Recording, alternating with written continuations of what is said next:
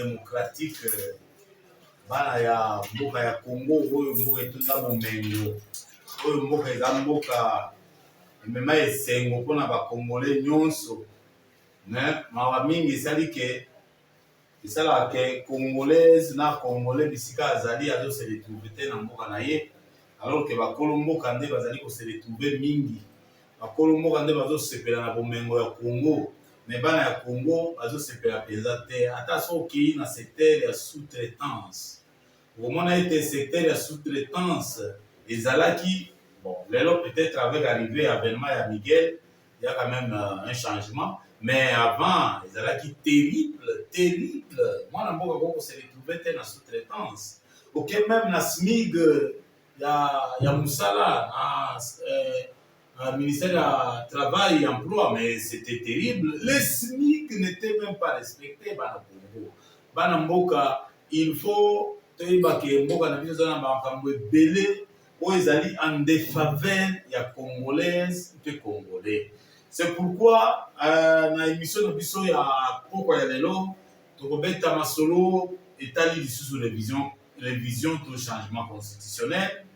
Tokobeta masolo ma etali évaluation ya gouvernement tokobeta lisolo na évaluation tokobeta masolo ebele tokobeta lisolo ya ba ministre comment gestion ya ba ministre tokobeta lisolo ya guerre à est du pays tokobeta lisolo ya procès ya lampadaire oyo efungwamaki mokolo mwa lobi de masolo tokobeta mpe lisolo ya bandeko na biso ya regroupement oyo ezali dirigé par Fifi Masuka avec d'autres ténors ya regroupement tels que José Banda, tel que Norbert Basengishi Katitima, tel que Noël Botakile, baza très mécontent. Robeta Masolo awa na kati ya etando eke expression 26 télévision na bino banso télévision ezali komemela bino basango oyo ezali kopesa biso ba ouverture pour tout comprendre ndenge nini mboka na biso ezali kotambola. C'est pourquoi na bandi na ebandeli mpona koloba ete mboka na biso efaire rater biso babiloko ebele efaire rater biso makambo ebele ezala na sous-traitance ezala na SMIG na ministère du Travail SMIG oyo ministère du Travail ezali kosalela to ezali kosalela eza yango te. Le SMIG auquel le peuple congolais n'était pas favorisé, le peuple congolais n'était pas priorisé, mais plutôt étranger, né azalaki très priorisé par rapport à mwana mboka. Na maetali révision en constitution, nazali koyoka bandeko ebele bazali koloba non bana mboka révision constitutionnelle d'accord révision constitutionnelle namoni mutu aboyi yango te bato nyonso bazondima yango me na suka bazopesa incise kasi mpona boye eske bamituna ebele bato bazomituna nalingi na précise eloko moko bandeko soki toye mpona kosoutenir démarche ya mokonzi ya mboka Félix Antoine Tshisekedi Tshilombo va changer constitution, les alités pour l'intérêt à Félix. Les alités pour changer, je me cite beaucoup, les alités pour maintenir pour le mandat à Félix Antoine Tshisekedi Tshilombo.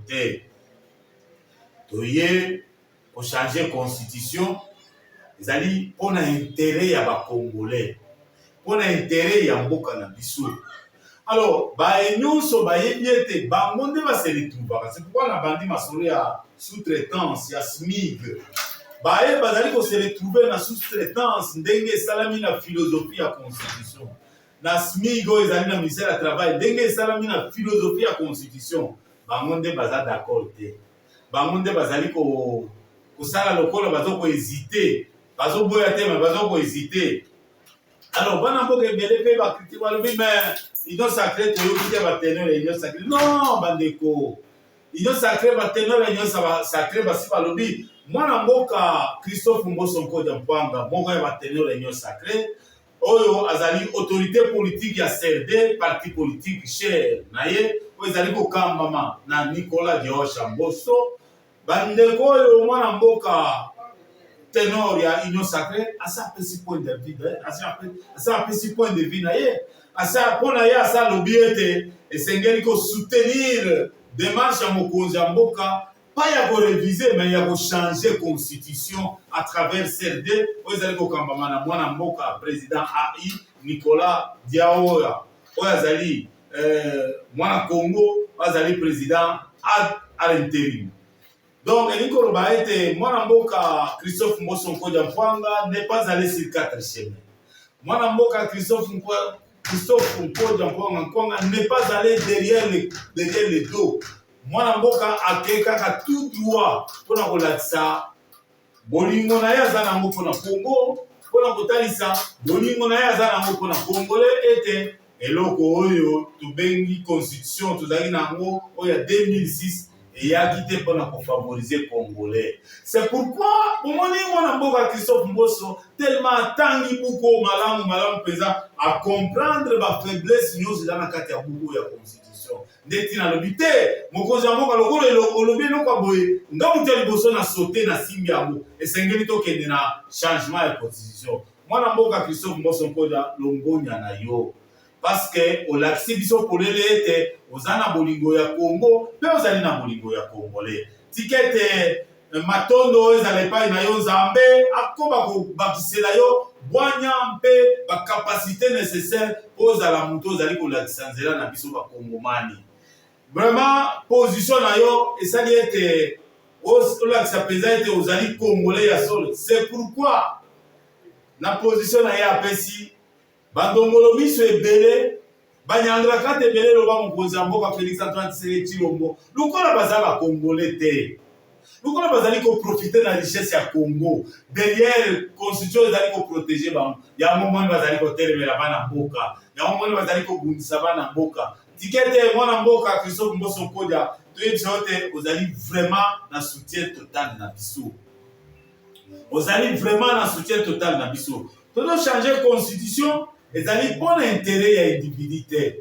Parce que constitution en soi, et ça le maka pour l'intérêt individualité. Et ça le maka taillé sur mesure. Mais oyo tozana yango, ezalaki taillé sur mesure. Ezalaki taillé sur un individu. C'est ce qui a fait que oyo bazali ko se retrouver to oyo ba se retrouver derrière cet individu. Moyen ba lâcher prise noki ezate.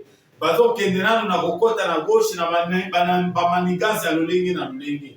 Mais tika toloba ete biso bana mboka tosangani mpona bolingo ya Congo, mpona bolingo ya Congolais, tozo soutenir ete démarche ya changement ya constitution ezali loyal, ezali malamu mpona biso, ezali komemela biso bolamu parce que ekoyeba ko protéger ndenge tolobaki kala ete sol na biso na sous-sol na biso. Ekoyeba ko protéger individu, ekoyeba ko protéger Congolais. Mupaya oyo nyonso alingi koya kovanda na Congo aponi Congo lokola deuxième patrie na ye to seconde patrie na ye. Constitution ekobimisa baincise oyo esengeli mpona koprotege mupaya bongo. Bongo mupaya bongo akoma koluka ete akoma adirige Congo wana ekosimba te. Mais constitution toza na yango epesi ningisa na mopaya adirige Congo. Epesi ndingisa na mopaya azala président de la République na Congo. Epesi ndingisa na mopaya azala gouverneur na Congo. Epesi ndingisa na mopaya azala chef d'état-major na Congo. Epesi ndingisa na mopaya azala ministre, azala na ba fonction régalienne na mboka na biso. Or na monde entier eloko ya bongo ezalaka te. Bapesi nationalité okomi na nationalité ya mboka oyo osengaki nationalité, c'est-à-dire que exercice na yo ya pouvoir est limité. Tu ne peux pas aller au-delà. Mais qu'est-ce que nous constatons chez nous? Parce que notre fameuse constitution ouvre la brèche à tout le monde, mais c'est tout le monde bazali ko olinga mutu nyonso akoma président de la République. Objectif partition ya Congo. Objectif diviser les Congolais. Objectif faire asseoir la politique de mieux régner pour diriger. C'est-à-dire, yo au vandeli na yo ba Congolais, ozo distraire ba Congolais, mais en attendant ozo régner, ozo koba na diriger, mais ozo Congolais te. Biloko wana esengeli to bwa ka constitution wana na mai, to la constitution o itali biso ba Congomani, o itali biso bana mboka. Constitution ememeli biso makambo ebele. Constitution éléguée biso guerre dans l'Est. Guerre à Est. Les gens légués dans la Constitution, l'article 217. Guerre à Est. Bakoro oyo ndeko na biso le moti banda na bandeko mususu o basinya ya Lemera ya M23 bakoro wana nyonso ezali cause ya guerre oyo biso tozana yango ezali cause ya guerre oyo biso tozana yango mais le moti banda et les autres baza à l'aise bisika bazali mais conscience na bango soki baza ba congolais ezosala conscience na bango il faut ça il faut pas comprendre que eloko basali yango c'est pourquoi l'ancien président nigérien Obasanjo a tourné 3 fois. Est-ce que vous assurez et certain na un document où il signé pour na mboka na bino? Bandeko, tant la constitution et même biso intellectuel congolais constitution na biso et comme ça qui est mutu pamba et comme ça qui est non inutile. Il pouvait décider même sur sa propre mort parce que la constitution ouvre la brèche. Alors une telle constitution, vous dites que c'est une constitution qu'il faut continuer à maintenir. Mais en réalité, si nous étions sérieux, la fin du régime ou des règnes de belligérance en 2016, cette constitution-ci devait disparaître en 2016. Parce que belligérance, sous qu'on a eu un départ de Joseph Kabila en 2016, il était parmi les belligérants. Maintenant, c'est là, c'est à cette époque-là que la constitution Nabiso est disparaître. Mais Congolais, tellement on ne comprend plus rien. C'est tout le monde qui devient politicien. C'est tout le monde qui veut parler des affaires politiques. Essentiel, vous avez un téléphone et Android. Essentiel, vous avez sur WhatsApp, sur Instagram, sur Twitter, sur n'importe quel support. Il y a un réseau social. Non? Il donne son point de vue pour la marche de la République. Des fois, toujours qu'il est même plus loin, qu'on peut sa ligne éditoriale et dans le gouvernement, et dans la présidence de la République, et dans la justice. Non, ce n'est pas ça, mes chers frères, chers compatriotes, Bandeko. Vous avez vos limites. Chacun a ses limites. Moi, je fais mon travail en tant que journaliste. N'ayez pas limite à journaliste. Où est-ce que le journaliste doit se limiter avec son travail? Je ne peux pas arriver, il y a une injonction à l'exécutif. Non, il faut ça la bouille. Il faut ça la bouille. Non, là je sors du cadre du journalisme.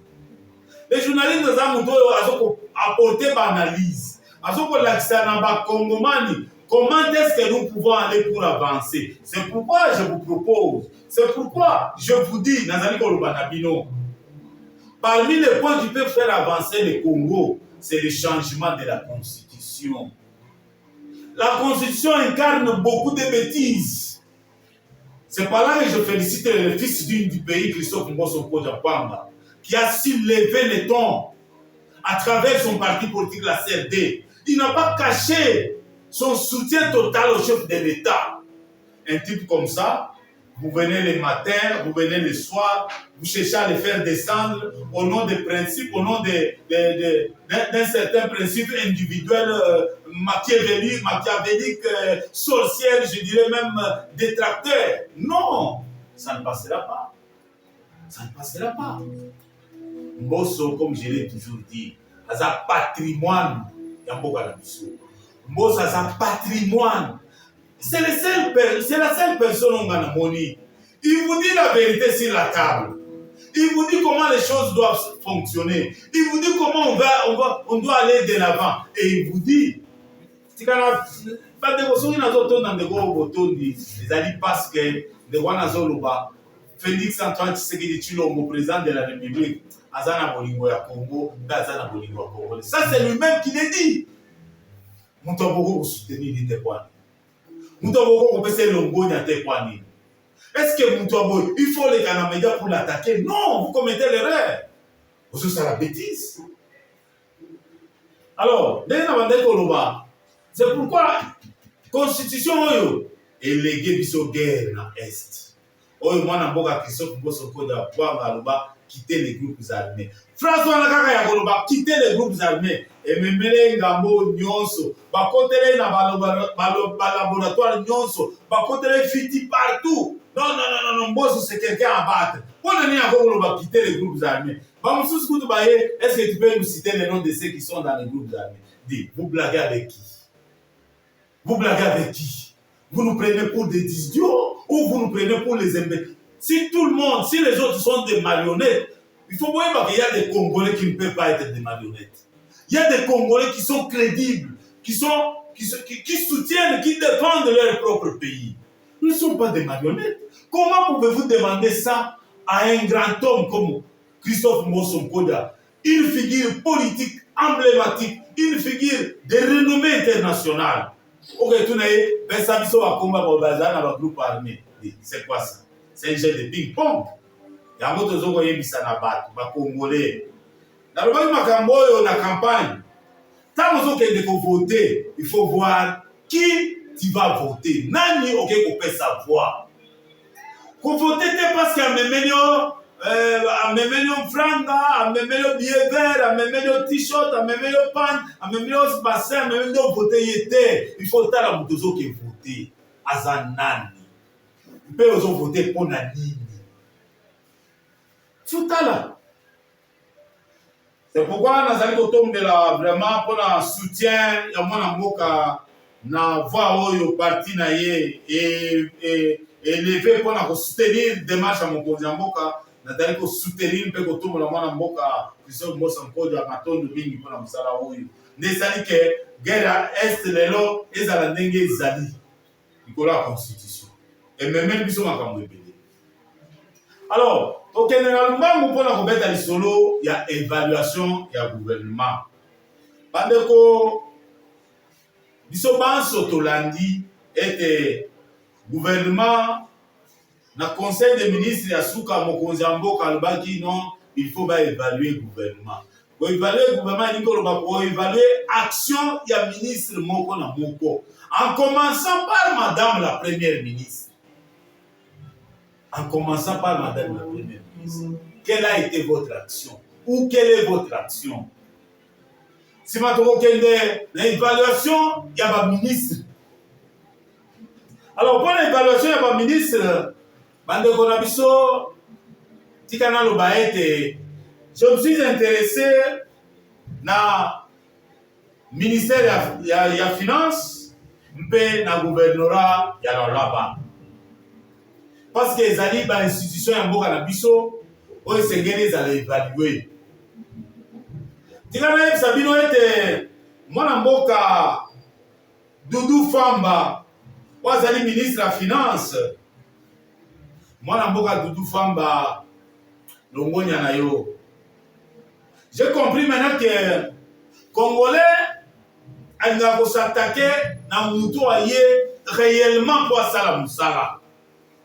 Moutoyer réellement pour relever les défis, entre autres Doudou Famba. Doudou Famba, c'est un patriote qui est venu dans le ministère de la Finance, enfin, pour faire le travail. C'est ce que moi j'ai compris dans Doudou Famba.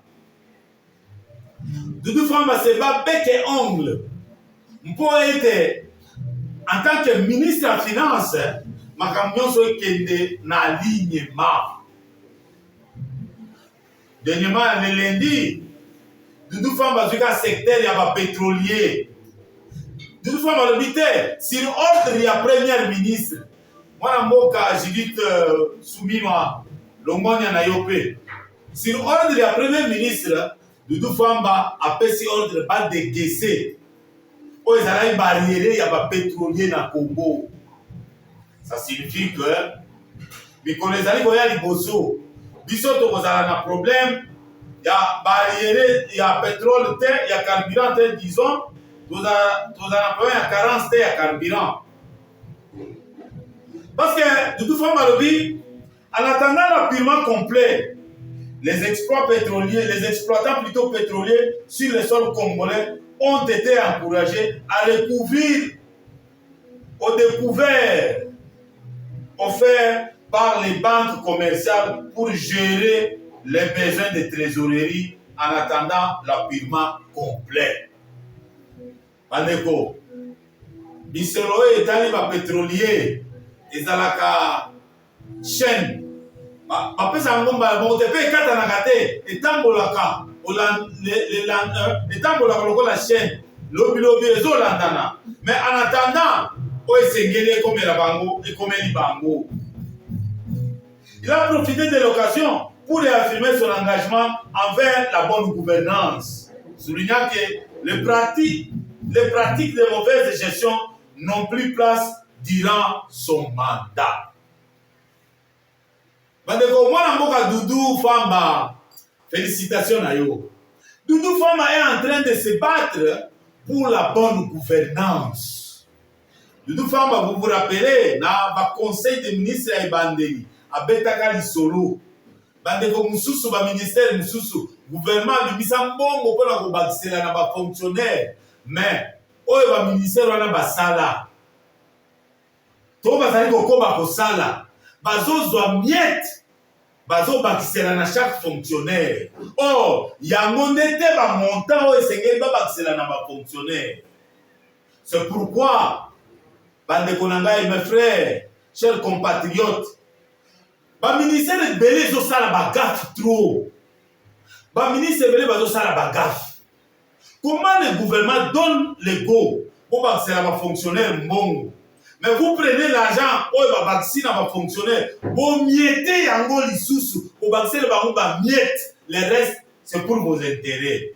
Maintenant, les fonctionnaires là vont s'en prendre à qui? Au chef de l'État. Au chef de l'État. Alors, au regard de la Constitution, ce n'est pas le chef de l'État qui doit répondre directement à la gestion, c'est le premier ministre ou le premier ministre. Mais l'erreur que nous commettons, chef de l'État. Et où tu as la Constitution, il y a tout changé. Donc, à ce moment-là, il faut s'attaquer à la chef de l'État. Donc, c'est plein pouvoir. Comme ça, en cas d'action à Boye, tu veux dire que non, c'est lui qui dirige au quotidien, alors c'est à lui qu'il faut poser la question. Moi, non, comme ma ministère est belé bateau sale. C'est pourquoi Doudou Famba lobby cette fois-ci, écolécate. Mbongo babangseli na fonctionnaire. So babangseli 50 000, tika fonctionnaire à mon à 50 000 na ye. So babangseli 100 000, tika mon à 100 000 na ye. So babangseli 30 000, tika mon à 30 000 na ye. So babangseli 10 000, tika mon à 10 000 na ye. Mais qu'est-ce que yo salaka? Babangseli fonctionnaire 50 000, yo ko tire 2 000. Ko tire 1 000 francs. Le reste en bongo chaka wapi? Tika makamwana. Yango tozali kopesa longonya na mwana mboka Doudou Famba, wazali kolala pongite, wazali kotelema ngwi, oyo miso ezali nga, po ete bonne gouvernance ezala. Ndelo ngana lingaka deko oyo, ndelo ngana sepelaka na ye bonne gouvernance. Doudou Famba, vous êtes à féliciter. Vous abattez un travail de qualité, un travail de titan. Mais yeba ke il a toujours été combattu. Mais nous ne baisserons pas. Nous allons continuer à vous défendre jusqu'à ce que tu vas comprendre que nous vous défendons pas pour notre intérêt, mais pour l'intérêt de la République. Vous êtes l'argentier de la République. Missola mboka na biso yo mutozali ko gérer yango. Bo yo mutozali ko gérer yango, il faut zala na rigueur. Ba collègue na ebele ba mesani na mafia. Ba mesani na lukuta. Ba mesani na kozwa mbongo kodoko na ba fonctionnaire, kodoko la ba service nyonso à l'État. Cette histoire comme yo lobi ke olingi bonne gouvernance. Makamba mauvaise gouvernance olingi en moté. Félicitations, moi je vous soutiens, vous avez mon soutien total. Et je voudrais rappeler en passant que aujourd'hui, vous faites la fierté de la République. Vous faites la fierté du chef de l'État, la fierté même de Madame la Première ministre. Parce que à chaque fois que Madame la Première ministre a fait sa ordre, vous exécutez sans donner des raisons d'un comment on n'a pas passé. Au moment où il n'y a pas de liquidité, alors que dans la liquidité, là, il veut aussi faire ses affaires. Bon, il n'y a pas de liquidité, bon, il faut attendre, l'argent va à la guerre. Quelle guerre? Le budget de la guerre est connu. Le budget de la paix est connu. Comment tu peux mélanger le budget de la guerre avec le budget de la paix? C'est inconcevable. C'est inexplicable même. Comment tu peux expliquer cette situation de choses? C'est difficile à expliquer. Alors, cette façon de faire n'est pas bonne. C'est pourquoi moi je vous conseille. Bientôt, vous allez nous suivre dans une émission ou encore une émission télévisée en direct où nous parlerons de la gouvernance de chaque ministère, de la gestion de chaque ministre. Nous commencerons à décortiquer chaque ministre. Qu'est-ce que tu as fait?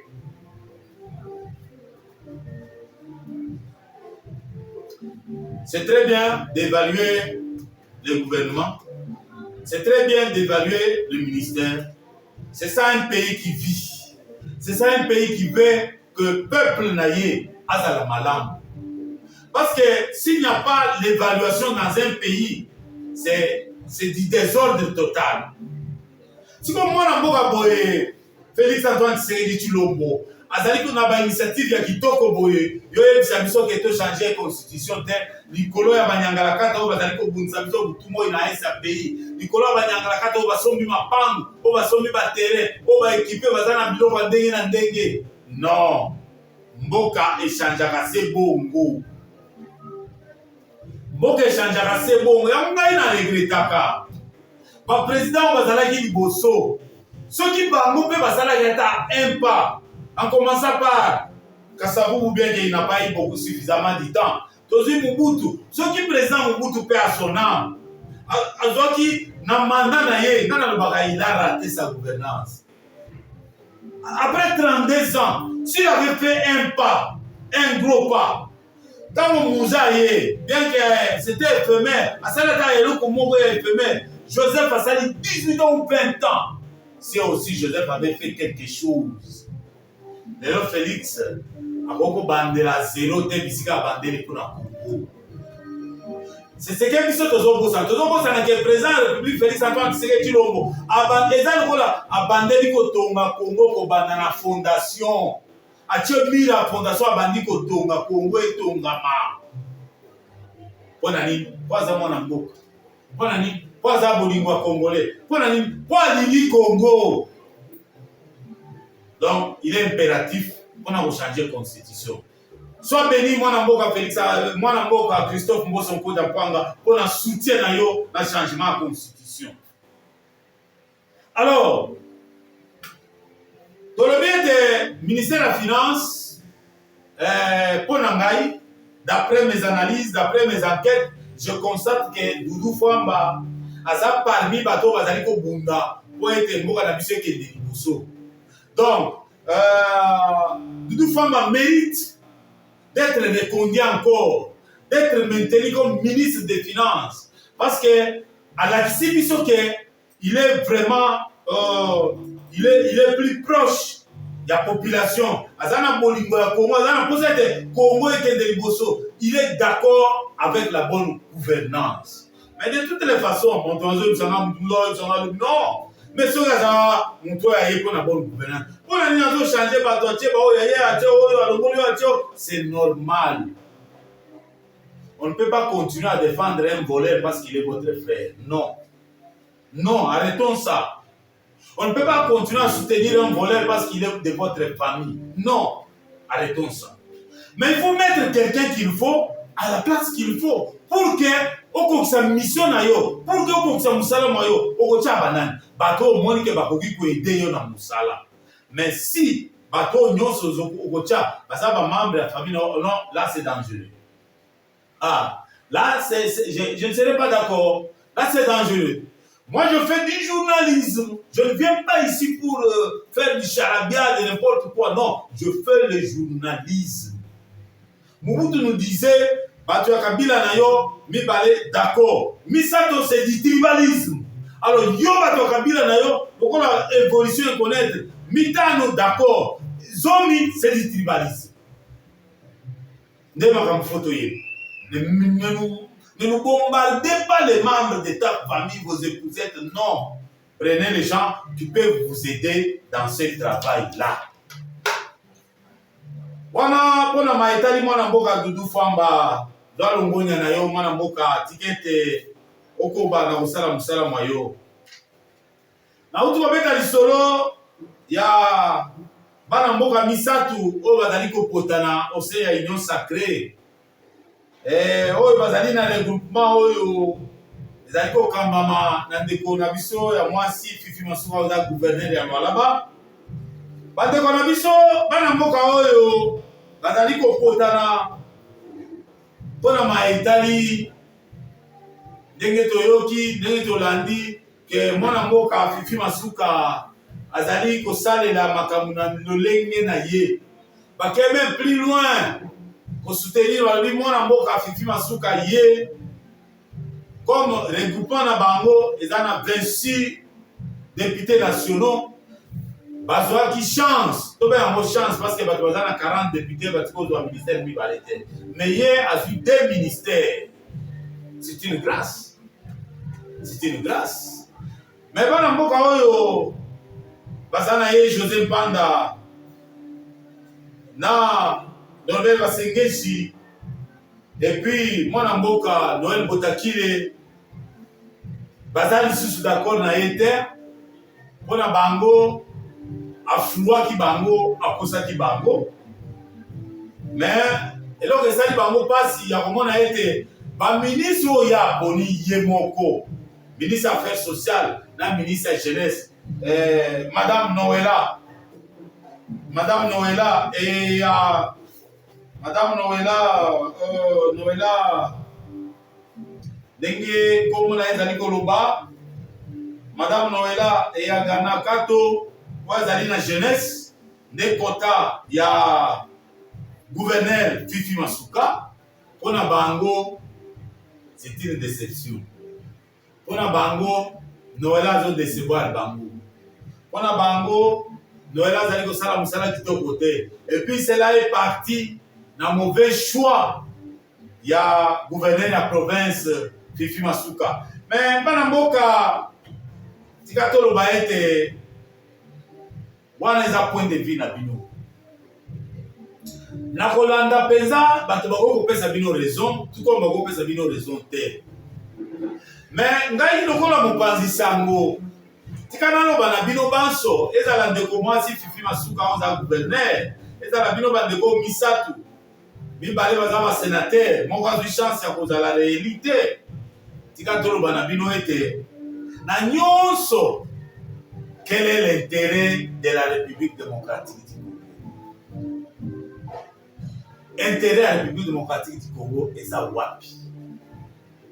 Je n'ai pas entendu dans ma déclaration na bino, dans ma revendication na bino, je n'ai pas entendu là où vous avez réclamé la part de la République démocratique du Congo.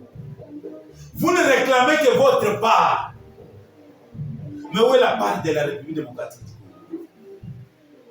C'est cette gouvernance-là que Félix Antoine Tshisekedi Tshilombo ne veut plus entendre.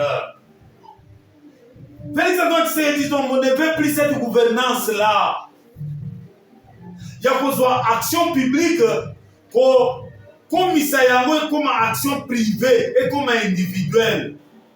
Et ça là, gouverneur, et ça là, bino. Mais quand on quitte les partis politiques, on sert l'État, on n'appartient plus aux partis politiques pour quelques temps. On prend congé de son parti politique parce qu'on sert maintenant l'État. Nous avions appris que Madame Noëlla aye Ganagato lors il y a chef de l'État na ONI pour l'Assemblée générale ya ONI. Mais elle a suivi 2 jours après, mais avec une forte délégation. Avec une forte délégation. C'est ce que nous avions appris. Nous sommes en train de vérifier l'information. Il semblerait que la délégation Oya Memakiwana, tous étaient membres de la famille. Et Bakendeki au nom de la jeunesse. Il semblerait même que cette délégation n'est plus rentrée au pays. Tana ba pratique ya Kala. Tana ba pratique ya FCC cash. Il y a FCC, pardon, FCC PPD, ma pratique FCC PPD. Il y a ça là que FCC cache pas même là. On a ma pratique à modèle à bon. Pourquoi faire ça? Même, il paraît qu'aujourd'hui, gestion nyonso, on s'accaparer na yango. Le secrétariat général de la jeunesse ne fait plus rien. Aucune manifestation au niveau de du secrétariat général de la jeunesse. Aucune. Nyonso, ça ne pas dans le cabinet. Et dans ce cabinet, vous avez pris le vôtre au Tchébambo. C'est quelle façon de gouverner ça? Nous avons appris ça. Nous allons vérifier. Nous reviendrons ici. Quand on voit que Sabino était, Makambo biso toyokaki, ndenge lobamaki, ezali solo tolukuta. Toyoki. C'est pour to continue l'investigation. L'investigation ezali kokoba. Mais ce qui ezali yango, je crois que Madame Nourati sera la première à partir du gouvernement. Après l'évaluation ici, sera la première à partir. Parce que ce sont des pratiques qui ne peuvent plus être acceptées dans Mboka na biso. Aujourd'hui, le Congo est resté le pays le plus reculé de tout petits pays d'Afrique, comme on les appelait avant, tout petits pays, qui sont devenus aujourd'hui les grands pays, les puissants pays par rapport à Congo. À cause de ce genre de gouvernance. Yo, va nommer un ministre. Au Canada, on va nommer au Lobibo, on va nommer un ministre. Et donc, ça fait famille Tobongi. Donc, quand on nomme ministre, que famille Tobongi, c'est la République qui doit gagner. Yo, ça se fait famille Tobongi. Parce que tu sais que Nengo Kekuna, Okendeko Toka, Okendeko Iba. Mais vous ne rencontrez pas la vision et la philosophie du président de la République, Félix Antoine Tshisekedi Tshilombo, qui ne veut pas de cette gestion calamiteuse-là. Chers frères, chers compatriotes, monsieur le membre du gouvernement, monsieur le membre qui dirige les directeurs généraux dans différentes entreprises publiques ou privées, quelles que soient dans les institutions citoyennes, travaillons pour l'intérêt de notre République.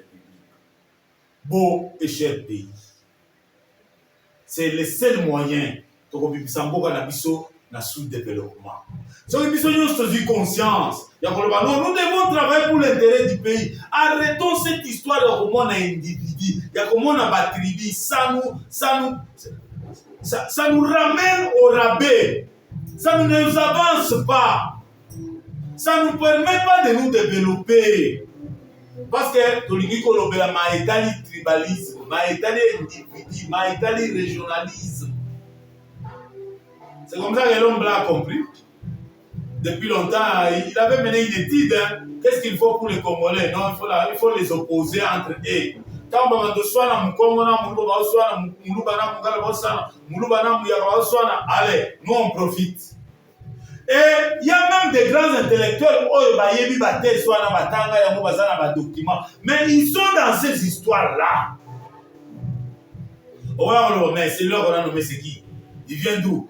Encore un Moulouba?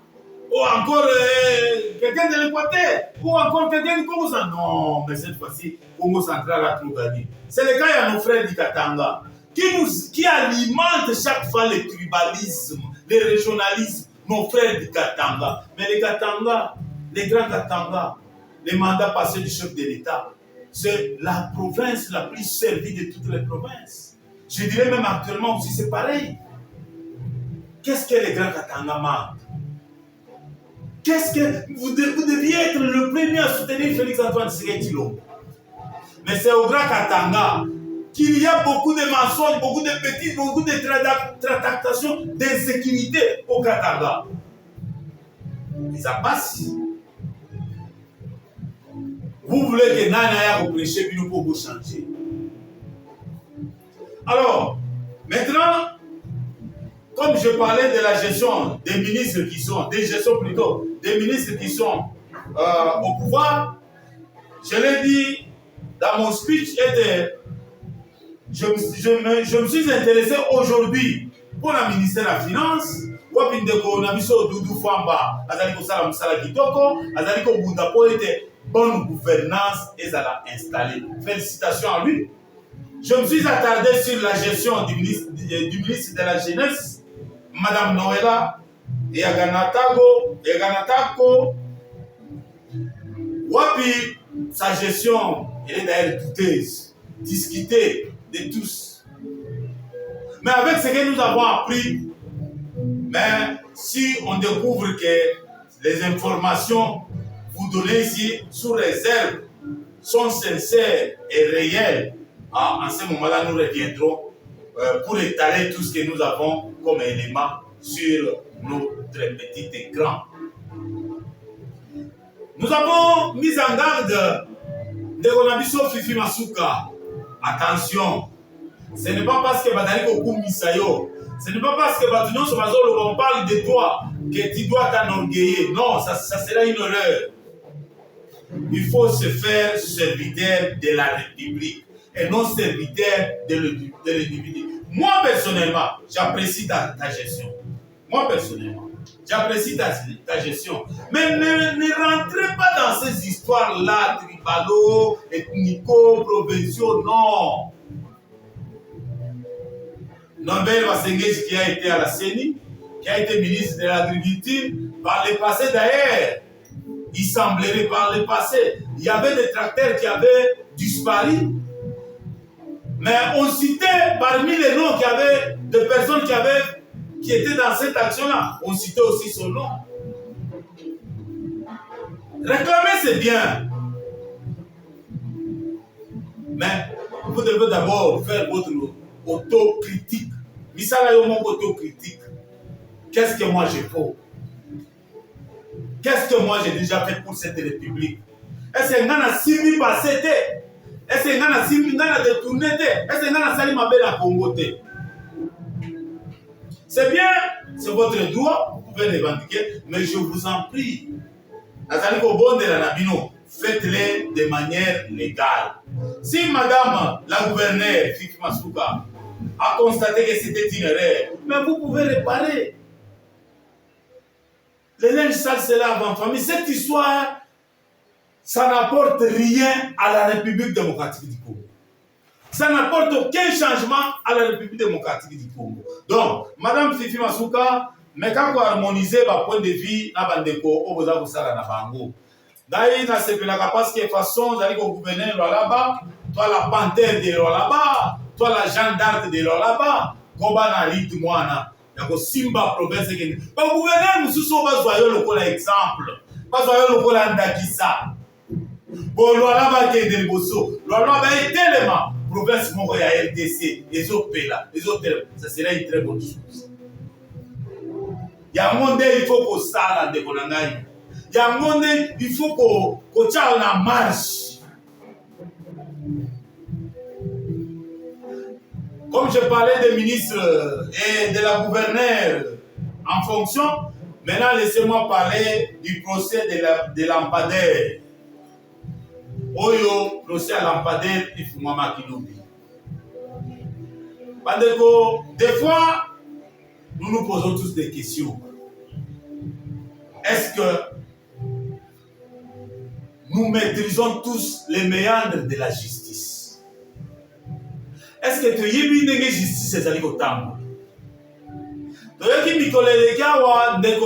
Nicolas Gazadi massacré dans tous les médias, dans tous les sens.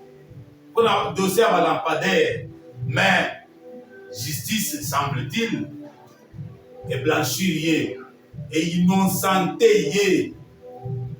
Que non, Ndenge Toyoka qui ce n'est pas vrai, Nicolas Gazadi n'était pas trempé dans cette affaire.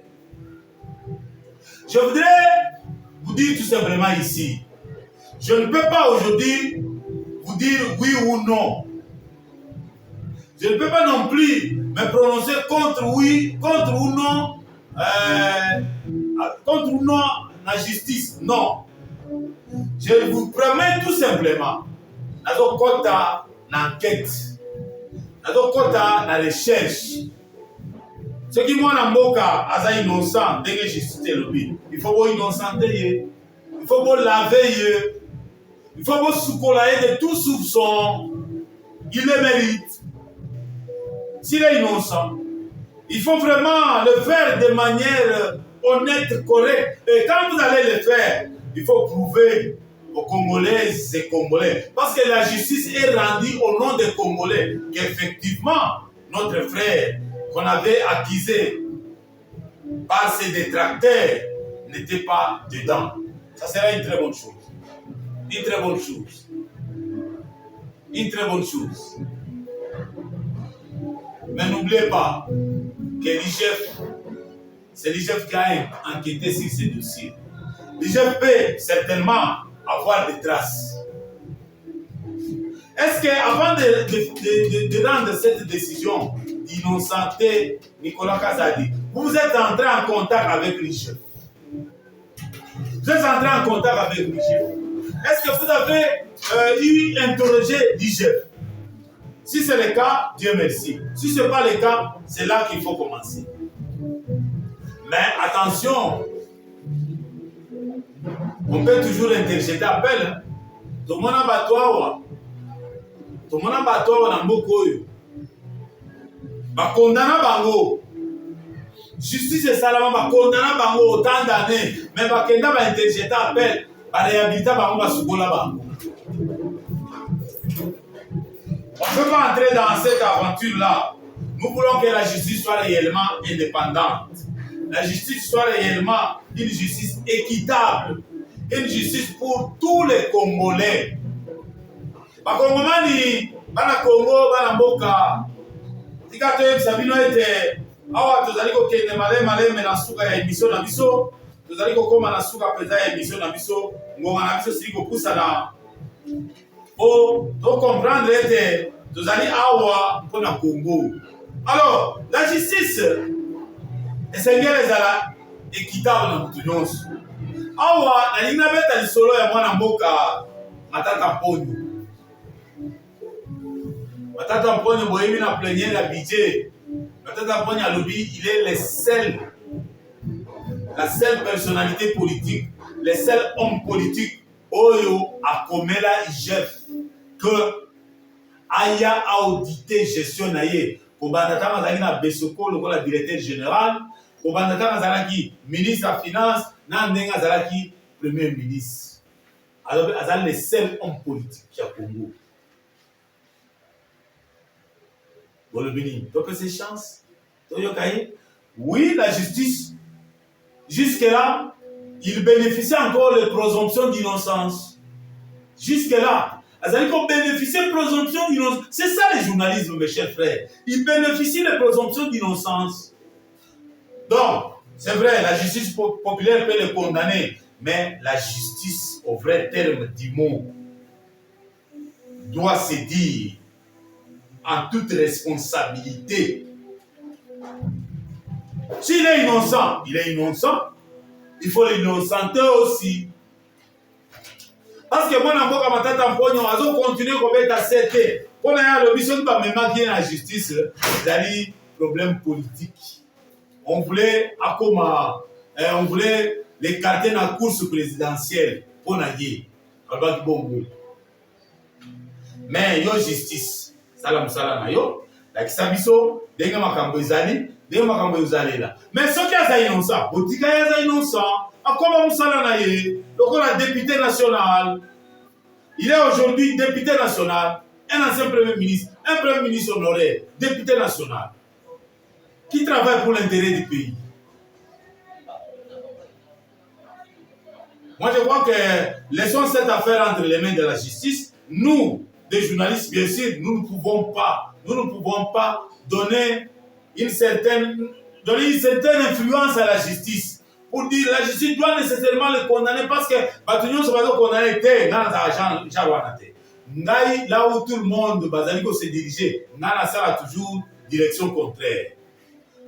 Ceux qui Batunion se va à gauche, à droite. Ceux qui Batunion se va à droite, à gauche. Parce que moi, c'est l'objectivité. C'est pourquoi nous avons à Masoloa. C'est que tout comme ça bana mboka oyo bamoni ete Congo na biso eza bloqué na niveau ya constitution tozana ya. Mais pour Congo na biso kende liboso to bandana na ko changer mobeko lipuzi. Dena tangi moko na bango mwana mboka Christophe Mboso Koja Kwanga oyo atelemi onzela ya CRD oyo zali ko kamba na président AI Nicolas Mboso oyo atelemi alobi te pona révision eza kutu malamu te to changer ya mbokaka.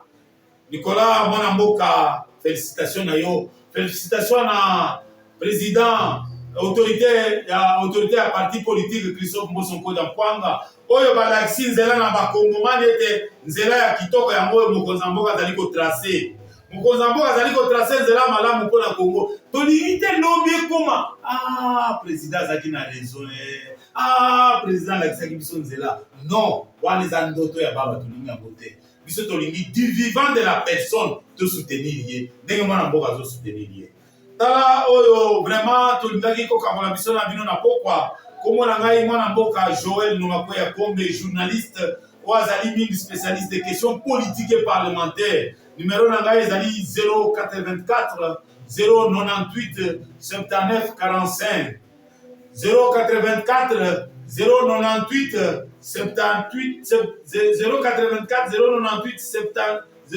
79 45 nde numéro na ngai soki olingi koatteindre ngai mpona kozwa baprécision mpona bainformation oyo ezali komema biso mpo ete changement ekota na Congo. Nous voulons une seule chose, le changement de la constitution, le changement des Congolais, le changement de la mentalité.